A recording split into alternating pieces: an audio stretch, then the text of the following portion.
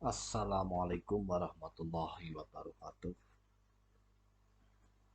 Izinkanlah saya Edi Sutrisno, mahasiswa Institut Agama Islam Nahdlatul Ulama yakni Kebumen, program studi pendidikan kalbu perspektif filsafat pendidikan Islam, untuk memaparkan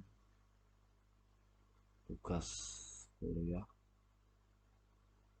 yang berjudul tentang pendidikan kalbu perspektif filsafat Islam pendidikan.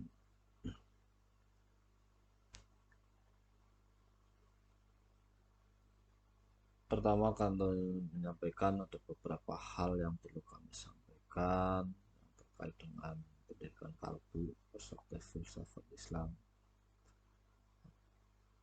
Pengertian dahulu adalah diartikan bahwa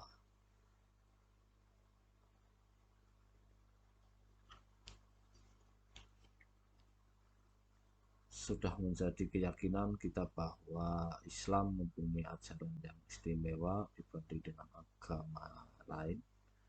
Di antaranya ajaran Islam adalah tasawuf, yang mana sifat-sifat seorang ahli tasawuf sudah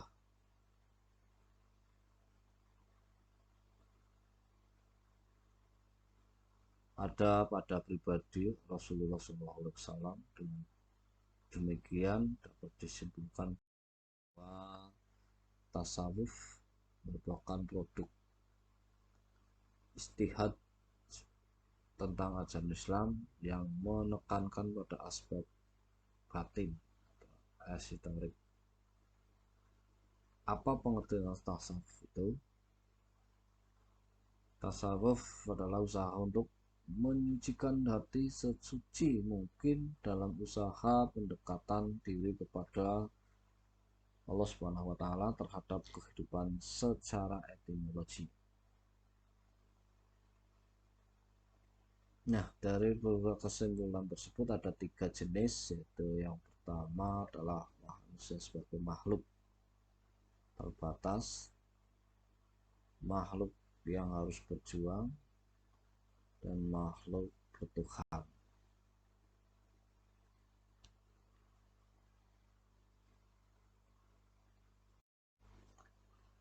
Yang kedua adalah pengertian dari manajemen kalbu atau hati dalam pendekatan tasawuf. Dalam pendekatan Al-Ghazali mengenalkan manusia terhadap zatnya adalah melalui hatinya. Hatilah yang dapat mengenalnya dan dia pula yang dapat mendekatkan manusia kepadanya. Jika manusia telah mengenal hatinya, berarti dia telah mengenal dirinya, dan apabila seseorang telah mengenal dirinya sendiri, maka ia telah mengenal Tuhan. Bahwa Allah Subhanahu wa Ta'ala bersemayam di antara diri hati seseorang agar ia dapat menyaksikan, dapat mengenal sifat-sifatnya, mengenal gerak-gerik hati mereka yang berbeda di antara dua jari Ar-Rahman. Selain itu, manusia juga dikaruniai sifat ketuhanan seperti senantiasa berkuasa, keistimewaan, otoriter, dan ingin serba tahu. Bersama dengan itu dikaruniai sifat-sifat binatang seperti emosi dan nafsu, syahwat. Semua karakter tersebut terdapat di dalam hati manusia. Dengan demikian, dalam hati diri manusia terdapat 4 kombinasi unsur pokok. Yang pertama yaitu sifat dengan ketuhanan, sifat setan, sifat kepuasan, sifat kebinatangan. 4 campuran ini bersenyawa dalam hati sehingga dibalik penambahan penampakan luar manusia seakan terkumpul binatang yang berkaki empat.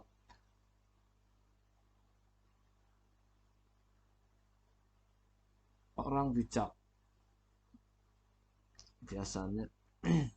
biasanya mengungkapkan dengan kata-kata yang kurang menyenangkan. Jika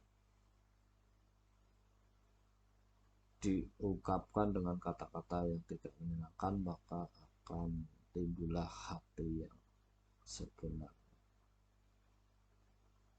Adapun orang bijak adalah perumpamaan akal manusia yang senantiasa berjuang melawan tipu daya setan serta mengikat tipu muslihatnya dengan pandangan batinnya yang tajam dan kebijakan.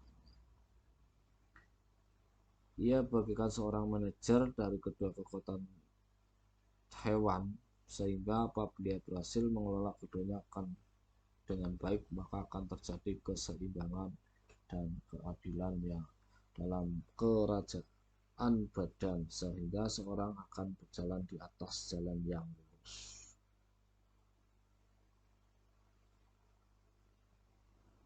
Selain itu, hati juga diibaratkan seperti cermin yang dikelilingi oleh hal-hal potensial yang mengelilinginya. Pengaruh kebaikan akan membuat cermin tersebut semakin bersih, mengkilap, cemerlang, dan bersinar. Dengan demikian, sinar kebenaran akan terpancar darinya, sehingga hakikat agama akan tersingkap.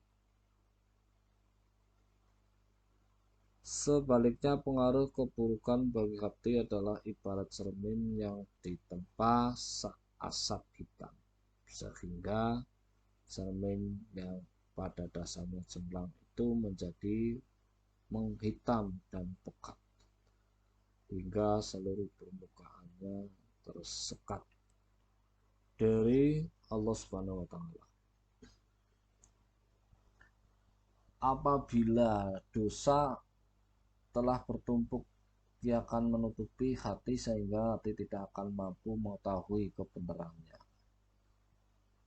dan kebaikannya. Dia akan meremehkan urusan akhirat dengan menganggap penting urusan dunia, hingga ia mencurahkan segala perhatiannya.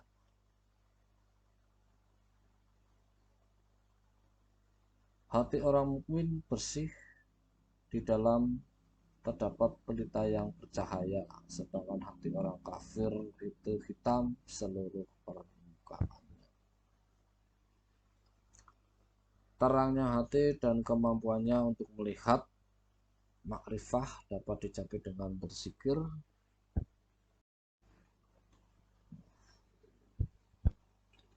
dan zikir tidaklah mungkin dilakukan kecuali orang-orang yang bertakwa. Maka takwa adalah pintu zikir, dan zikir adalah pintu tersingkapnya rahasia-rahasia ilahi. Berikut yang ketiga adalah hubungan tasawuf dengan kalbu hati.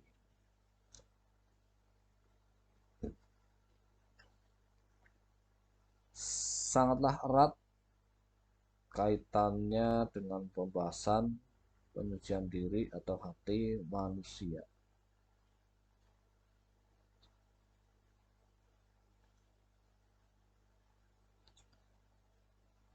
Dalam hal ini akan terlibat adanya hubungan antara hati dan raga manusia, di mana ketika seorang melakukan proses penyucian hati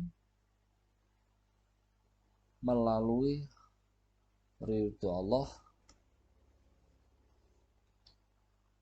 memerangi hawa nafsu secara mujahadah, dan melepaskan kegiatan dunia untuk semata-mata berbakti kepada Allah, maka akan terjadi proses transformasi diri.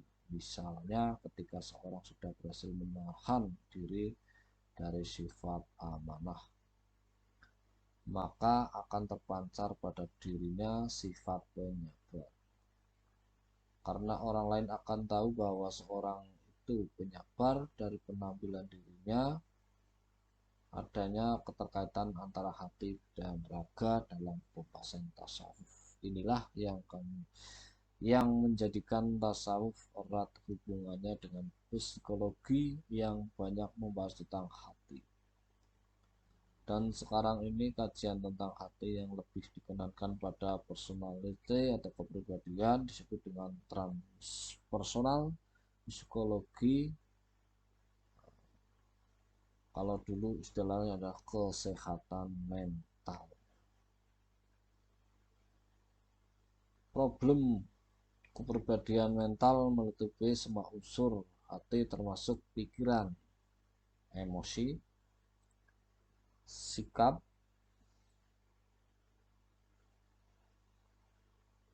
perasaan, yang mana semua itu akan sangat mempengaruhi perilaku seseorang dalam menghadapi masalah.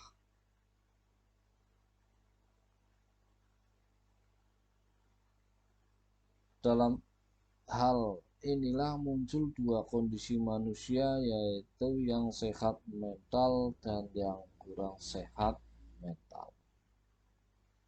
Orang yang sehat mental adalah orang yang mampu mengatasi persoalan-persoalan pribadinya.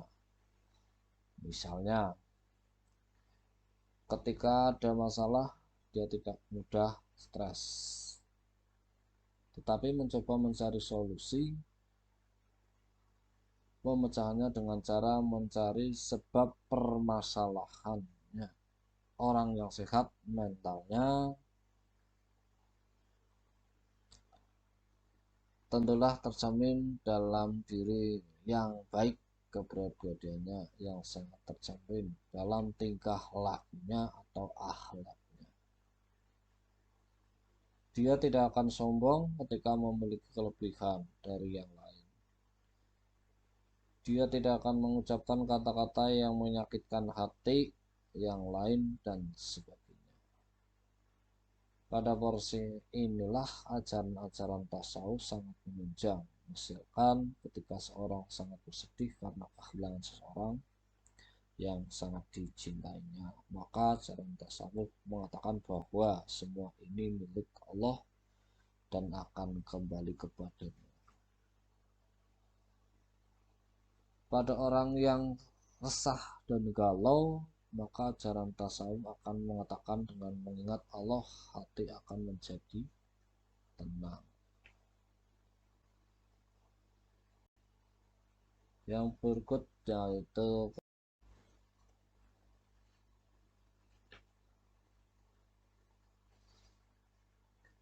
dalam hal buku tersebut tadi dijelaskan sebagai suatu tindakan yang identik.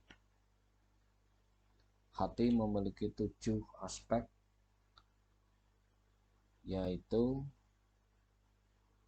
mineral atau faktor dari air, nabati, hewani, insani, rahasia, dan maha rahasia. Secara umum, ketujuh aspek hati tersebut dapat dicapai secara bertahap dan tasawuf bertujuan agar ketujuh tingkat kesadaran bekerja sama seimbang dan harmonis.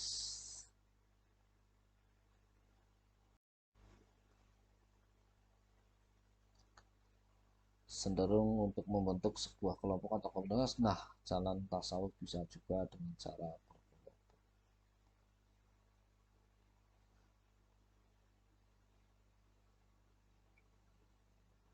Jalan pelayanan. Nah, ini jalan pelayanan lebih erat kaitannya dengan aktivitas sosial terhadap sesama. Yang berikut jalan zikir. Jelas, Pak. Jalan zikir adalah mengingat Allah, adalah salah satu jalan mendekatkan diri. Tentu dalam berzikirlah. Berzikir ini ada yang bersifat syahdu dengan lisan, ada yang bersifat kalbu dengan hati, Dengan senantiasa bersyukur inilah kita akan senantiasa memusatkan perhatian kita kepada Allah Subhanahu wa Ta'ala. Demikian yang bisa kami sampaikan. Tentunya banyak kekurangan, mohon maaf yang seterusnya. Wassalamualaikum warahmatullahi wabarakatuh. Terima kasih.